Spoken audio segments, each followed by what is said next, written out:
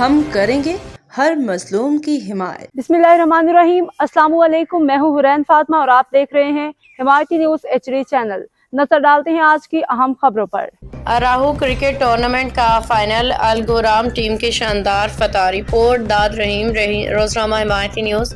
कराची जिला मलिक गडाप हिमायती न्यूज़। गडाप के Rahu cricket stadium में मुनाकिदा राहु क्रिकेट टूर्नामेंट का फाइनल सन ऑफ बरोही और अलगोराम की टीमों के दरमियान खेला गया। अलगोराम ने टॉस जीत के पहले और बैटिंग का फैसला किया और मुकर्ररा 10 ओवर्स में 184 रन स्कोर किए। सईद हसन ने शानदार बैटिंग करते हुए नुमाया कारकर्दगी दिखाई। सन ऑफ बरोही की टीम हदफ का ताक़ुब करने में नाकाम रही।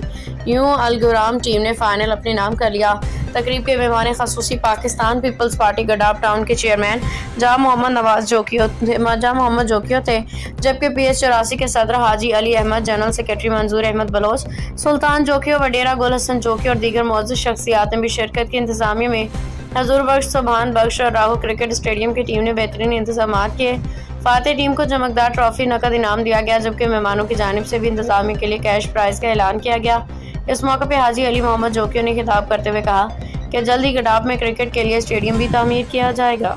अब तक के लिए इतना ही। मजीद खबरों और अपडेट से बाखबर रहने के लिए देखते रहें हिमायती न्यूज़ HD चैनल।